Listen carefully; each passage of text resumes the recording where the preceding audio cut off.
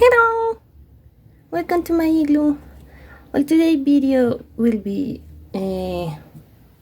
like tips video. I want to share with you everything I learned from my very first cross stitch project. I found this pixel art and I think that it will be very easy. So I said like, okay, let's give it a try. I really want to do cross stitch, so I supposedly was about to start with a very small, very 2-3 colors kind of design, but I saw this flower and I said like, okay, let's go. So the very first thing I learned was yes,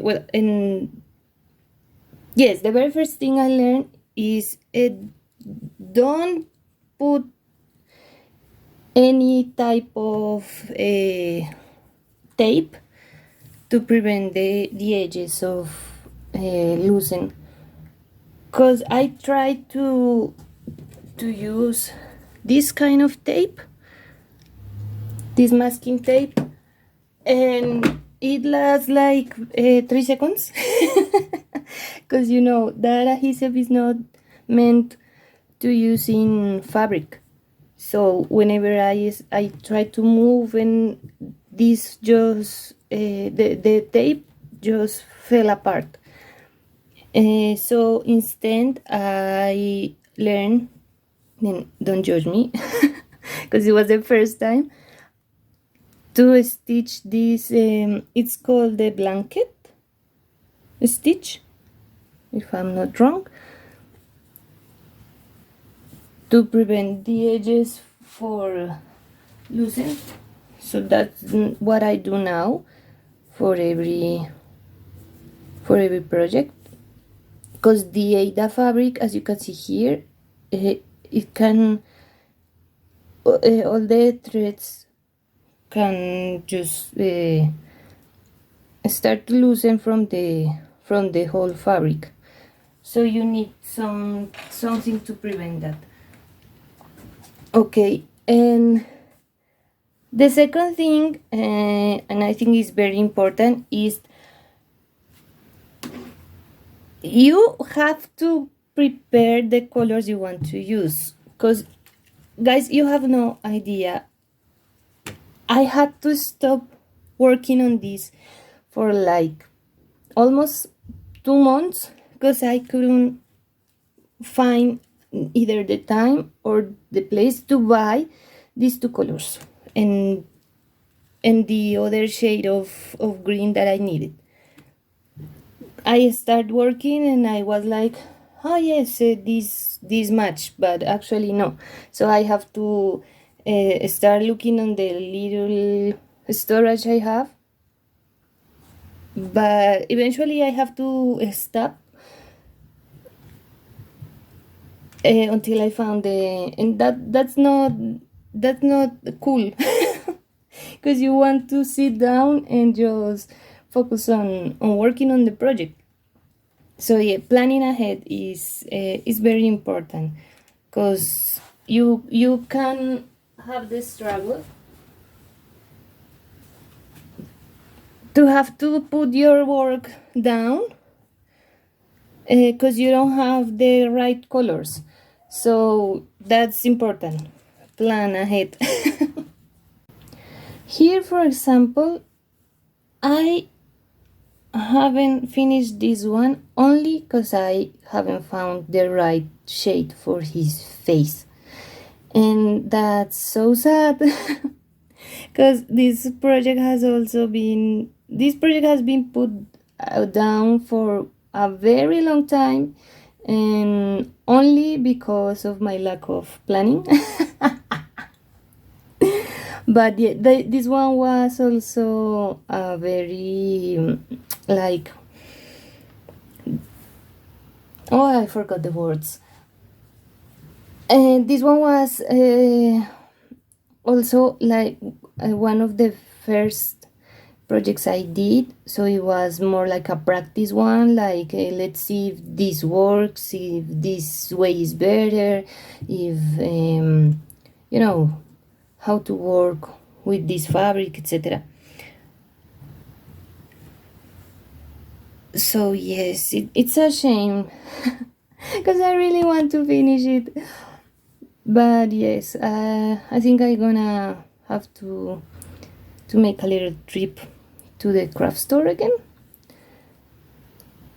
But now that I have some more experience, I think I can, by eyeballing the the shades, because I tried to use one of these, but it ended up being way too pink and pale for what I want. And also I think I'm gonna change this color because it's a bit too dark for the project. But yeah, this was also experiment, let's say. The next thing is to try and do one color in just one row, in just one. Let me explain. I thought that it would be fine to stitch this color in just like if this were a coloring book, or if it was a stamp canvas, because I thought that okay, let's do all this color. I start in the very middle of in the very center of the piece, and as you can see, between this and this, well, here you don't see like it's a lot, but if you know about cross stitch, you know that counting from this point to this point, it's actually a lot. It's not like just counting 3-4 stitches. So I made this whole part in this color, and when I change color for this lighter one and I arrived to this part, guess what? It was everything like 3 or 4 inches, 3 or 4 inches, 3 or 4 stitches to the left and down, something like that. So this part of the flower was like here, so I had to remove everything and redo all this part. And so no, it's not the best way to go to try and do all the stitches in this dark color. Well, if you have a stamped fabric, maybe that could work, but no, it's better if you, I don't know, if you do parking or something, or you work row by row, because this, no, it was a nightmare. I do not recommend it. You think you can count until you start making this kind of crafts like crocheting and cross stitching, you know how it is. The next thing, well, I think this can be like putting one topic in 3 parts, and it's about the tension of every stitch. So the very first stitches I made, I stitched the thread as it will just run away. So I put it extremely tight that some parts of the fabric start to deform, and well, that's not fine. You don't want that in your final project. So about the tension, there's many things. Yes, here you can see this part is extremely tight. I'm like, hey, the thread is not running away from the fabric. It's already, I'm touching this and I can feel where is tighter. So well, that first thing, the tension can deform the pattern, and also two things that can cause tension problems is to not let enough thread to finish the stitches. I'm gonna turn this around so you can see. Well, I don't know if everyone does this. I think it's most common in these small projects, but when you finish a thread, you try to put it under previous stitches. So this thread is underneath these stitches. Yes, but if you don't have enough of a tail to do that, first it's gonna be really hard to do it, and second, the moment you pull the thread underneath the previous stitches, this in the front, as you can see here, it's gonna tighten a lot. So this leg of the stitch is strangled because there was so little tail that no matter how delicate I try to be with it, it's not gonna allow more room to pull the thread, so the tension will be too much for it. And the second thing, and it's something that it's about the trying not to waste material, but if you try to use every single inch of every single millimeter of the thread, it's not, I mean, you're gonna have some, some tail, some parts of the thread that you cannot use because it's too small. But with this project, I managed to do stitches with this amount of thread. Don't recommend it. I do not recommend it, because this is, again, as it is too short, you're gonna put a lot of tension on the stitches, and also it's gonna be painful for both your eyes and your hands. So don't do that. You're gonna lose some thread. It's normal in any process. We're gonna have waste, but this being my very first stitch cross stitch project, I thought that oh my god, this is way too much to. So I actually have I written where how many stitches I can do with 2 centimeters of thread.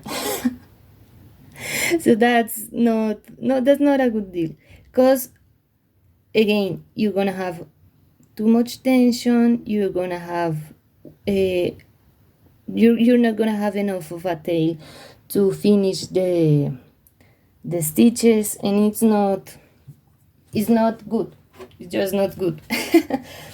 Oh man, these are very tight. I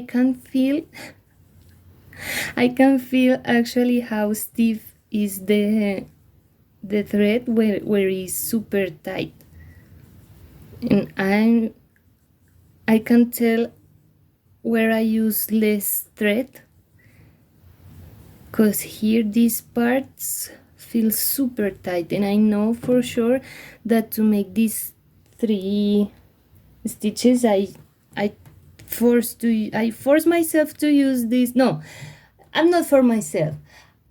Better said, I forced the 2 centimeters of thread to make this. Oh god. Well, it was a very interesting learning process, and also with this I know better how to organize the stitching itself, because now if I ever make this design again, I will definitely try some parking or something. You can stitch kind of randomly, but it's better if you have like I stitch from top to bottom or something like that, because it will help you organize a bit better and it will make the whole progress a bit smoother. And the last thing I learned from this project was to not measure the fabric correctly in order to use a embroidery hoop. I use hoops because I have a problem in my joints, so I cannot stitch in hand. It's too heavy for my fingers. So I use hoops.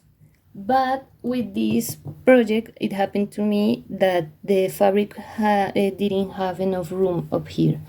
So when I tried to when I tried to fix the fabric in the hoop, this part was kind of loose, and so I had to stretch it a bit, and well, it was it was too bad. Now I allow more room. Now I know how to prepare the fabric, because that's, it's, I think it's the very first step you have to figure out. Because if you have too little room between the finish of the actual design and the finish, the edge of the fabric, you're gonna have not only troubles trying to fix the fabric in the hoop, but also when you want to finish the project, I don't know, to put it in a car, to have how is that called? You don't allow to frame it. If you don't have enough fabric, you're gonna be extremely limited in in the options you can use. So yeah, it's better to have a good amount of room for that kind of matters. For example, with this one, for the finished look, well, this is too small, but for the finished look, I don't think it will be a problem. For example, this will be perfect, but if there was like too little room between the design and the I will have the same problem that I had when I first started. So that's important to keep in mind. And there was a last thing that just popped in my mind.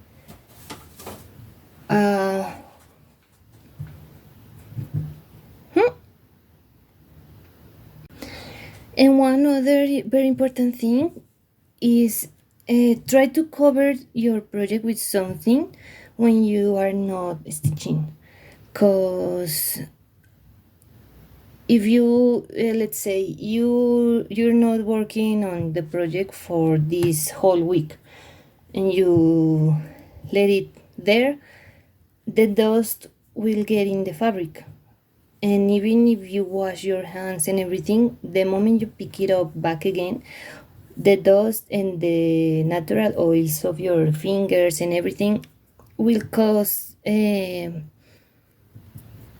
stains in the fabric and the floss. And well, for this project, let's say it won't be an issue because I could wash it easily.